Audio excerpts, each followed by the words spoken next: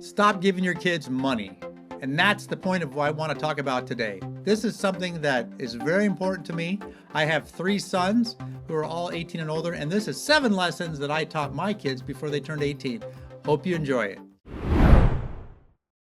Our goal was to have our kids start earning their own money, so by the age of 16, we required our kids to get a part-time job. One kid actually got a job at 14 years old. There's a lot of jobs out there that they can do. You can have a job working at a restaurant, being a server, or working at the front counter.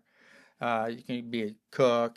There's a lot of fast food joints that they can go work at. A lot of jobs out there to start doing different things for your kids. I know that you'd say, well, what about extracurricular activities? What about sports? What about school? Well, our kids were all graduated with a 4.0 or better. They all were very active in school as far as band or acting or choir. However, there is one caveat to this. We did pick one day a week as a family. Ours was Sunday, that it was a family day, that there's no work for anybody if you can help it. That was the day that we came together as a family. We found that that really helped out a lot to kind of bring us together as a family and always make sure that we had dinner together. Okay, lesson number 2. What do you do with the money that your kids make from their part-time job? Well, we do 50% goes to long-term savings, 10% goes to giving, and 40% goes to spending. Now, the first $500 to $1,000 that they make, we want to put away for an emergency fund. This will come into play later for when they buy a car or they have something that's happened to them, but pretty much for a car. If the car breaks down, they have some cash to kind of pay for it. And we'll go into more depth that later on as well for that. This teaches them to save for their future. One of the future things that we have them save for is for their college. We will talk about that later as well, but we do require our kids to pay for part of their college, if not most of their college. So they have them save for that as well. And the other thing that we use that for 50% for is for them to save for a car. Now, this is going to be a junk car, most likely. Not a crappy car, but an expensive car, about $2,000 to $4,000, but on that as well. The second number that we do is 10%, we talked about, is we want them to give 10%. We want them to give it to church in the form of tithing, to nonprofit organizations, or use for other purposes for giving. Give back to the community. That really teaches them about not being selfish with their money. And then the 40% we talk about is to spend that money however they want to do it. Now, we use spending for if they want to buy gifts for their friends or for family. They want to go buy Pokemon cards. If they want to go buy video games, video game consoles, anything that they want to do and we don't really question what they're spending their money on. That's really for them to start learning with it. As they get older, we might guide them and teach them about, what to do with it. But we really want them to enjoy the fruits of their labor as well. So again, 50% for saving, 10% for giving, and 40% for spending. Now, if they want a big console, they're going to start saving the spending money to pay for something more expensive. If they're making $400 or $500 a month, it might take them a while to save up for it. But I guarantee you that once they buy that, they're going to take a lot better care of it than if they were just giving it to them, maybe for Christmas or for their birthdays. Okay, lesson number 3 is now that they've saved some money up for emergency and they've saved money for buying a car, now they need to buy their own car. Now, there are a couple of different ways that we've looked at this with our kids as far as how do you want to pay for a car.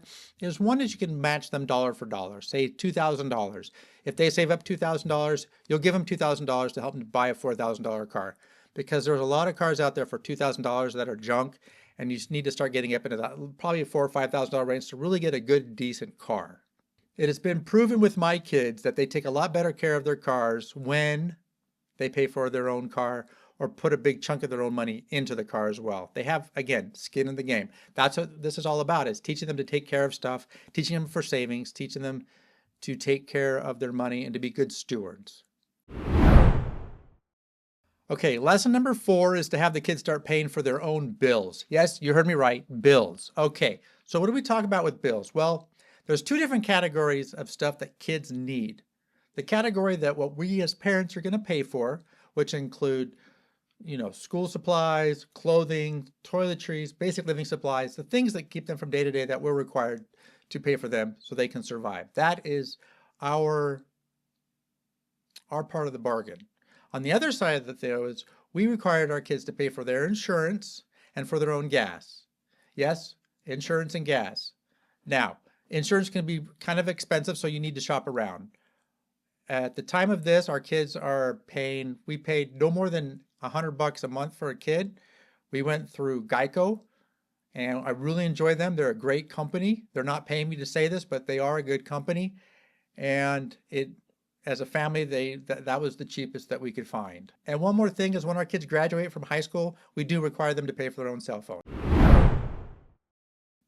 Lesson number 5 is you need to start planning for what you're going to do for when you graduate high school. We have a couple different routes that we require our kids to take, or not so much require, but we do have different routes that they can take. The first route is go to college. Now, if you're going to college, you can stay at home free of charge. We don't charge you. You're still going to pay for the other bills that we required, though. And as long as you're going to school full time and you've got a part-time job, you can stay at home rent-free. That's path number 1. Path number 2, you can do the same thing with a tech school, a trade school, things of that nature. Something where you're training, you're learning something else. Again, you can stay at home. And the third thing is you can go get a full-time job if you want to. That's up to you. Now, if you decide you just want to get a full-time job and you don't want to do anything and you're just happy with where you are, then it's time to start looking at moving out and getting your own place. Now, it's really important, and we believe that's really important, that when kids become adults and they start getting older, they need to start moving out and to start getting on their own. So don't keep a kid around longer than they need to at home. You'll know when it's time for them to move out. They're going to feel when it's time to move out. And that's important because, again, you want to make independent kids to independent adults so they become contributing members of society.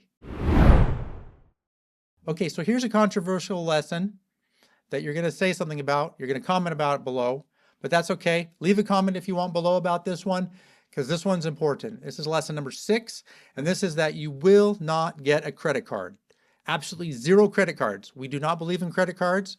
I've preached this before, but as a kid, you do not need a credit card. This is what working part-time for and saving is up so you can buy certain things that you need. When they're out of the house and they're adults, they can do whatever they want. But as a kid, we teach them no credit cards. Yes, I know people and parents who have taken credit cards out in their kid's name because they want to build the credit score for their kids. I don't believe in a credit score. You can do pretty much anything you want without a credit score. And if you'd like to see a video on that, leave a comment below.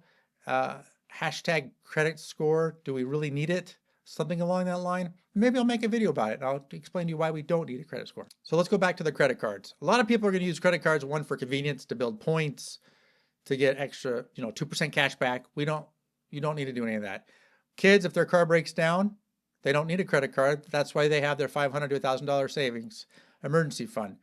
And with my kids, as they got older, we actually had them increase their savings and their emergencies larger and larger, so they can pretty much cover any emergency that comes their way. And finally, lesson number 7 is no college loans. Yes, you heard me right, no college loans. You can have your kids start off going to a community college. You can have them start taking AP classes and then just pay for that and then get college credit through that. There's a lot of ways to do that, and you start looking for scholarships. In the state of Nebraska, if a kid gets a 32 or above, they get full scholarship tuition to state schools. You don't have to go to a school out of state. Shop around for your colleges. So yes, all 3 of my kids are going to pay for their own college. We will help them pay for the first year for books, maybe for some tuition. We've saved up a little bit for each kid to help them go to college. Now, in the Dave Ramsey plan, yes, they talk about saving for kids for college. If you have the funds and you can help kids go to college, then that's something that's up to you. But I still believe that a kid needs to save some money to help pay for some of their college, if not all of their college. So those are the 7 lessons that we taught our kids by the time they were 18 years old. Yes, we have a lot of other lessons we've taught them through the years. And yes, we've trained them and taught them the best that we can. And no, we don't have control over them when they leave this house. They're going to do what they want to do. And if they want to go to debt, that's completely up to them. We just hope they don't. All we can do is pray for our kids and that they have a great future.